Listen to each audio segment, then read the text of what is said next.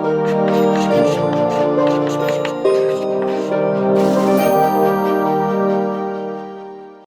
Friends, ये video directly जो हमारा सिलेबस है उस पर बेस्ड नहीं है पूरी तरह से, लेकिन अपनी एनसीईआरटी किताब में कई बार कुछ इंटरेस्टिंग बॉक्सेस दिए जाते हैं और उन बॉक्सेस में कुछ इंस्पिरेशनल स्टोरीज भी रहती हैं। साथ में हमें हमारी जो अंडरस्टैंडिंग है उसमें डेफिनेटली बहुत मैटर करती है। तो अगर आपको सिर्फ सिलेबस पर स्टिक करके रहना है तो ये वीडियो मत देखिए, मैं पहले बता देता हूँ। लेकिन ओवरऑल अंडरस्टैंडिंग के लिए और सब्जेक्ट के साथ साथ इंडियन इकोनॉमी में चल रहे एफर्ट्स को अप्रिशिएट करने के लिए बहुत इंपॉर्टेंट है। तो उस पॉइंट ऑफ व्यू से आप देखेंगे तो आपके लिए काफी ठीक रहेगा। तो कुछ पहला जो बॉक्स दे रखा था उसमें कुटुम्बश्री नाम की एक प्रयास है जिसकी बात की गई थी। और कुटुम्बश्री है क्या, केरला में कुछ महिलाओं ने मिल करके आपस में पैसा इकट्ठा करना स्टार्ट किया, धीरे धीरे पैसा जोड़ते गए और एक होता है ना माइक्रो क्रेडिट सिस्टम, उस तरह का सिस्टम ये निकल करके आया जिसको हम लोग एशिया का सबसे बड़ा अनौपचारिक बैंक बोला जाता है और वो भी महिलाएं इसमें पार्टनर हैं। तो ग्रास रूट लेवल पर महिलाओं के सशक्तिकरण के लिए इस तरह के प्रयास बहुत हेल्पफुल रहते हैं। तो इसमें इन लोगों ने धीरे धीरे करके काफी गरीब महिलाओं ने 1 करोड़ से ऊपर की राशि इकट्ठी कर ली थी। तो इसके बारे में आपको जानकारी चाहिए, वेबसाइट पर भी मिल जाएगी। और ये चलाया किसमें गया था, वही है कि निर्धनता निवारण के लिए कम्युनिटी प्रोग्राम चलते हैं, कुछ सामुदायिक प्रोग्राम सामुदायिक कार्यक्रम चलते हैं, उसी में से एक था और काफी सक्सेसफुल रहा। और कुटुम्बश्री में वही है, कुटुंब क्या होता है, कुटुंब देखिए केरला में कुछ ऐसा समाज भी बीच बीच में मिलता है आपको, मुस्लिम समाज भी ऐसा है जहां पर महिलाओं को ज्यादा प्राथमिकता दी जाती है। जैसे हमारा जो नॉर्मल समाज है वो पितृसत्तात्मक है, पेट्रियार्की है, पिताजी के नाम से सारी चीजें चलेंगी, जाति भी बच्चे लगाते हैं, मम्मी की जाति को छोड़ देते हैं, ठीक है, जो भी सरनेम, हालांकि उनका भी कोई ऐसा मतलब नहीं है, लेकिन फिर भी जो समाज का एक रवैया बना हुआ है ना उसमें महिलाओं को कम इंपॉर्टेंस दी जाती है आमतौर पर। लेकिन नॉर्थ ईस्ट है अपना, वहां पर कुछ ट्राइब्स में ऐसा है कि महिलाओं के नाम से ही लीनियज चलती है और वैसा ही केरला में भी कुछ जगह पर है। तो उस प्रयास में महिलाओं के सशक्तिकरण को देखते हुए भी उस वाले पॉइंट ऑफ व्यू से भी काफी इंपॉर्टेंट दिखता है। तो एक तो ये था, इसको भी आप पढ़ सकते हैं, साथ में वेबसाइट पर भी देख सकते हैं। दूसरा आपका तनवा, तमिलनाडु, ठीक है, तनवा में TAN जो है वो तो तमिलनाडु के लिए हो गया, विमेन इन एग्रीकल्चर। तो इसमें तिरुचिरापल्ली नाम की एक जगह है, वहां पर हमारी एक एंथनी पंबल नाम की महिला थी जिन्होंने और महिलाओं को ट्रेन किया कि आप कैसे कैसे कैसे कृषि में ही अच्छी टेक्नोलॉजी को यूज कर सकते हो। समझ रहे हैं आप, खेती में ज्यादा अच्छी टेक्नोलॉजी कैसे यूज कर सकते हैं। तो उससे क्या हुआ, महिलाओं को कॉन्फिडेंस भी मिला और साथ में उनकी अर्निंग बढ़ना स्टार्ट हो गई। तो वर्मी कंपोस्ट सिखाया, ठीक है, जिसको हम लोग कुछ बोलते हैं हिंदी में, मुझे नाम नहीं याद आ रहा है, वर्मी कंपोस्ट हम लोग बोलते हैं कृमि खाद। तो कृमि खाद बनाना सिखाया, तो कृमि खाद बना करके भी लोगों ने बेचना स्टार्ट किया, तो नए sources of income banana start किया। और उसके बाद में जो माइक्रो क्रेडिट सिस्टम हम लोगों ने कुटुम्बश्री में बात की थी ना, उसी तरह का सिस्टम जब भी कहीं से भी आमदनी होने लग जाती है और आप बचत करने लग जाओ और साथ में कुछ लोग आ जाए तो वो बचत से पैसे जोड़ लेते हैं और जिसको जरूरत होती है उसको छोटा छोटा लोन देते रहते हैं। तो इसी को हम लोग क्या बोलते हैं, माइक्रो क्रेडिट सिस्टम, हिंदी में बोलते हैं उसको अति लघु साख व्यवस्था, ठीक है। छोटा छोटा लोन दिया जाता है, इसमें उधार दिया जाता है, जानने पहचानने वाले लोग होते हैं। SHGs इसमें बहुत काम करते हैं, सेल्फ हेल्प ग्रुप्स, SHGs, ठीक, इनकी भी काफी इंपॉर्टेंस है। और यूपीएससी में जो लोग तैयारी करते हैं ना, वो इस तरह की चीजों को भी अगर मेंशन करते हैं तो आपको जो एग्जामिनर को समझ में आ रहा था कि हाँ आपको अंडरस्टैंडिंग है चीजों की, तो उस वाले पॉइंट ऑफ व्यू से काफी इंपॉर्टेंट रहता है। और ऐसे ही ये लोन किस चीज के लिए देते हैं, ये लोन दे रहे होते हैं नॉर्मली प्रोडक्टिव एक्टिविटीज के लिए। तो कुछ तो होता है कंजम्पशन के लिए लोन, की आपको शादी करानी है अपने घर में या फिर कहीं घूमने जाना है, इस तरह के लोन ले लिए जिसको आपने कंज्यूम कर लिया, खत्म कर लिया। कुछ ऐसे लोन्स होते हैं जिसमें आप पैसा लगाओगे और आपकी आमदनी और बढ़ेगी, जैसे मशरूम की खेती की यहाँ पर बात होती है, गुड़िया वगैरह बनाने का सीन चलता है। तो ये सारी चीजें जो है ना, वो इंडस्ट्री घर में लगा करके जो पारिवारिक उद्योग है उसमें काम किया जा सकता है। तो इन्होंने भी काफी अच्छा काम किया, ये भी काफी एक एप्रिसिएशन डिजर्व करने वाला एफर्ट था। अब आ जाते हैं हम लोग, एक और बॉक्स में दे रखा है हमारे यहाँ पर, सांझी नाम की स्कीम थी। क्या थी सांझी, जो हमारी ये मोदी सरकार आई है 2014 के बाद से भारत में, केंद्र सरकार में बहुत अच्छे अच्छे नाम रखे हैं स्कीम्स के, खासतौर से हिंदी की तरफ इंक्लाइंड होते हैं, उसका कुछ विरोध भी होता है बाकी राज्यों में, नाम बहुत अच्छा दे देते हैं। कुछ जगह पर उतना अच्छा काम नहीं हो पाया, कुछ जगह पर अच्छा भी हुआ।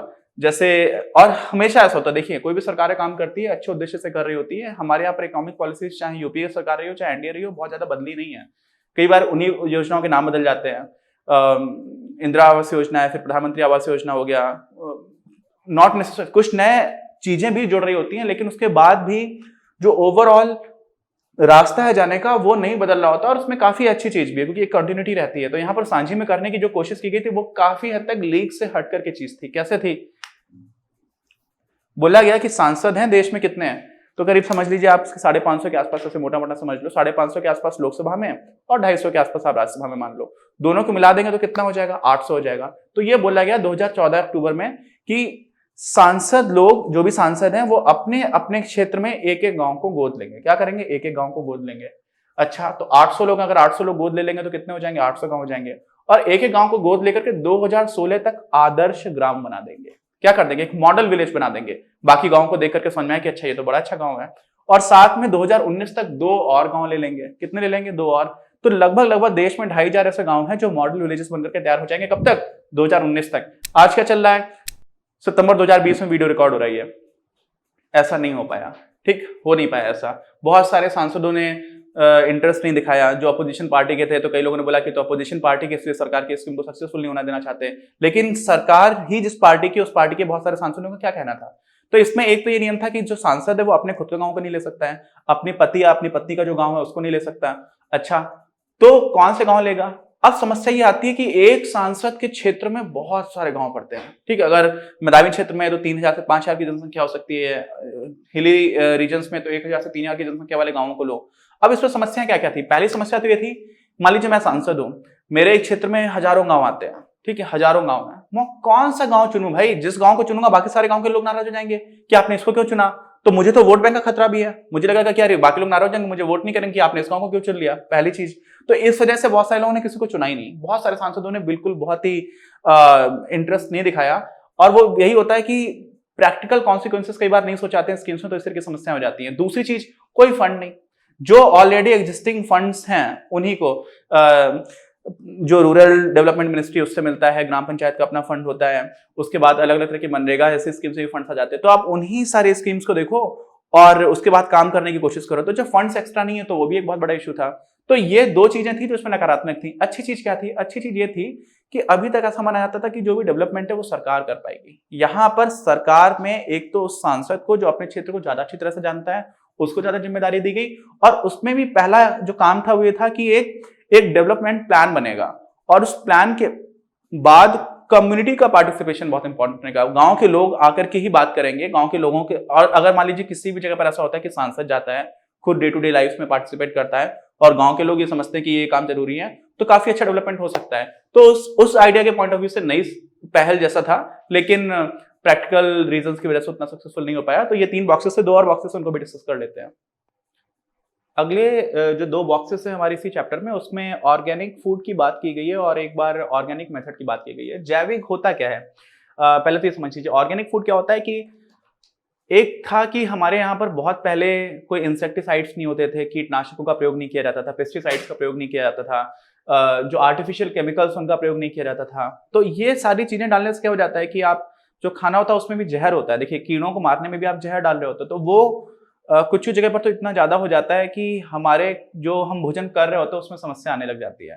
तो इस वजह से वो खाना खाना भी सेफ नहीं है, ऐसी बात होने लग जाती है। और बहुत सारी चीजें होती हैं जिनको हम लोग बोलते हैं कार्सिनोजेंस। क्या बोलते हैं, इंग्लिश में टर्म है कार्सिनोजेंस। तो कार्सिनोजेंस ऐसी चीजें होती हैं जिनको खाने से कैंसर हो सकता है। तो इस वजह से ऐसा सोचा गया कि नहीं, जो हमारा ऑर्गेनिक मेथड है इसमें हम कुछ और नहीं डाल रहे हैं, ये सारी चीज नहीं कर रहे हैं, अपने आप उगाने की कोशिश कर रहे हैं, उसको हम लोग बोल देते हैं उस तरह की चीजों को क्या, ऑर्गेनिक, है ना। अब इसका बड़ा बोलबाला चला है, हालांकि दोनों साइड की रिसर्च मिलती है। कई जो लोग बोलते हैं कि नहीं, ये खाने से बहुत अच्छा है, इसमें विटामिन ज्यादा होते हैं, ज्यादा अच्छा न्यूट्रिशियस होता है, इसका बॉडी अच्छे से दौड़ कर पाती है, इसमें कार्सिनोजेंस कम होते हैं। लेकिन कई जगह पर ऐसा भी देखा गया कि कुछ चीजें ऐसी हैं जो वास्तव में खतरनाक कीड़े हैं या कुछ इस तरह की चीजें हैं, बैक्टीरियाज हैं, वो भी आप किल नहीं कर रहे हो, तो वो चीज परेशान भी कर सकती है। और कोई बहुत बड़ा क्लियर कट प्रूफ अभी दिखा नहीं है, लेकिन इकोनॉमिक पॉइंट ऑफ व्यू से अगर हम बात करेंगे तो 2014 में एक स्टडी थी जिसने बताया था कि अमेरिका में करीब $40 बिलियन के आसपास लोगों ने ऑर्गेनिक फूड के ऊपर खर्च किया था। इस तरह का खाना, इस तरह का खाद्य पदार्थ जो इस प्रक्रिया से जिनको उगाया गया है और फिर उन्हीं को लोगों ने परचेस किया। अभी बैंगलोर में था, थोड़े दिन पहले दिल्ली में था, तो यहाँ पर भी कुछ कुछ इस तरह की फूड चेन्स हैं, रिटेल शॉप्स हैं, रिटेल चेन्स हैं, कुछ फूड बाजार भी हैं, शॉपिंग मॉल्स में भी आपको मिल जाएगा। तो वहाँ पे लिखा रहता है ऑर्गेनिक सेक्शन रहता है, तो उसको कुछ लोगों को ग्रीन स्टेटस मिला हुआ है कि हाँ आप ऑर्गेनिक फूड बेच रहे हो और आपको एक क्रेडिबिलिटी है। तो इसमें जो किसान है उसके लिए क्या फायदा है। आप सोचोगे कि यार इंसेक्टिसाइड नहीं डालेंगे, केमिकल्स नहीं यूज करेंगे तो पैदावार कम होगी, तो ये तो नुकसान की बात है। अब दोनों चीजों को रिलेट करके देखना, एक हमारे ये फोर्थ बॉक्स दे रखा था, ये फिफ्थ दे रखा था। तो महाराष्ट्र में जैविक विधि से हम लोगों ने कपास को उगाने की कोशिश की।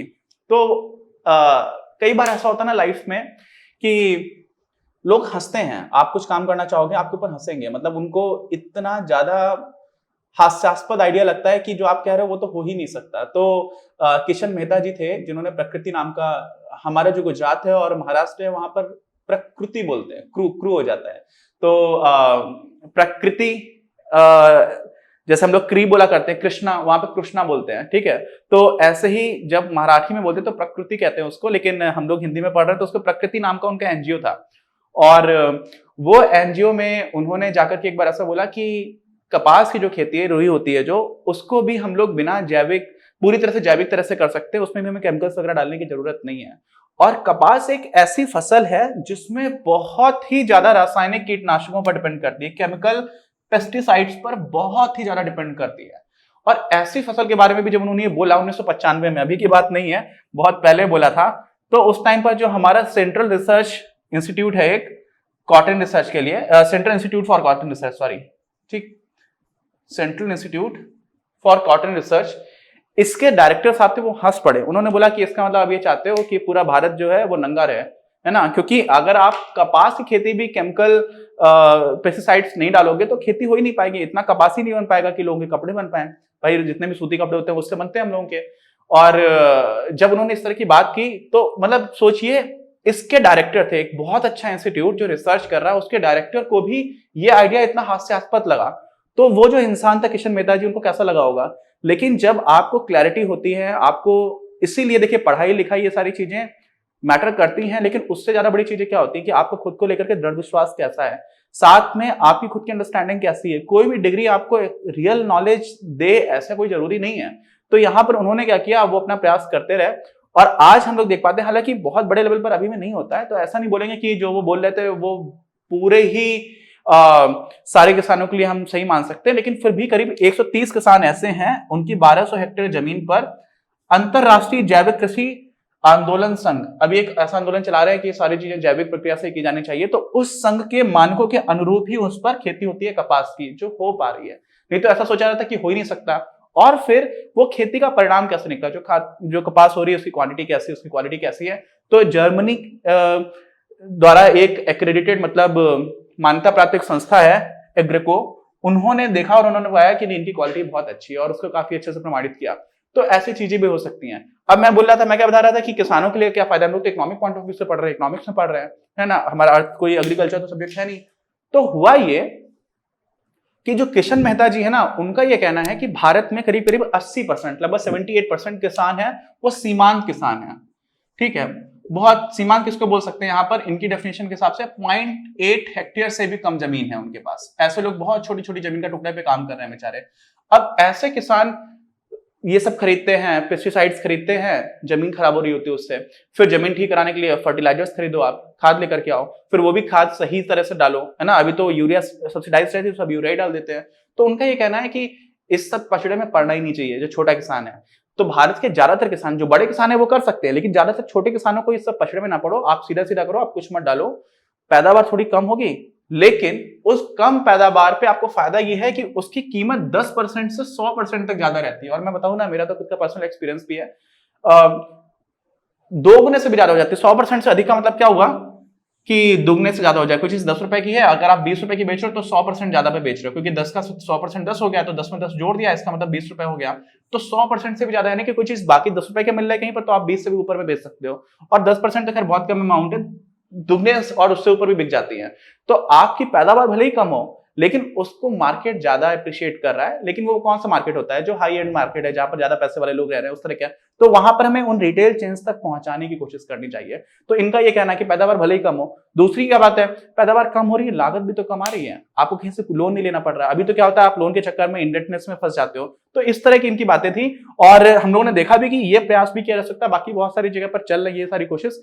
इकोनॉमिक पॉइंट ऑफ व्यू से किसानों के लिए क्यों इंपॉर्टेंट है, क्योंकि बहुत सारे किसानों को ये सारी चीजें जो पेस्टिसाइड्स है, इंसेक्टिसाइड्स, इन सब के ऊपर डिपेंडेंट ज्यादा नहीं रहना पड़ेगा, कम खर्चा रहेगा, कम लागत रहेगी, उधार लेने की जरूरत नहीं पड़ेगी, कर्जा नहीं लेना पड़ेगा, और साथ में मार्केट उसको ज्यादा वैल्यू कर रहा है। लेकिन वो मार्केट्स बड़े बड़े शहरों में कुछ ही लोग हैं जिनके पास काफी पैसा है, तो अगर आप वहां तक पहुंचा सकते हो, कुछ रिटेल चेन्स हैं जिनके साथ आप कॉन्ट्रैक्ट साइन कर सकते हो, तो ये चीज करना अच्छा है। तो ये जो बॉक्सेस थे काफी इंटरेस्टिंग थे, डायरेक्टली हमारे सिलेबस का पार्ट नहीं है तो आप उसको छोड़ भी सकते थे, लेकिन जिन लोगों को यूपीपीएससी या यूपीपीएससी तो उत्तर प्रदेश में जो प्रोविंशियल सिविल सर्विसेज का एग्जाम होता है उसकी बात है, बाकी भी यूपीएससी कंडक्ट कराता है, आईएएस का एग्जामिनेशन सिविल सर्विस एग्जाम बोलते हैं। तो उस तरह के एग्जाम्स में जब भी चीजें आती है ना, तो आप इन सारी चीजों को जब लिखना मेंशन करते हो तो उसकी वो दिखाता है कि आपने चीजों को समझा है ना, उसकी अलग वेटेज होती है।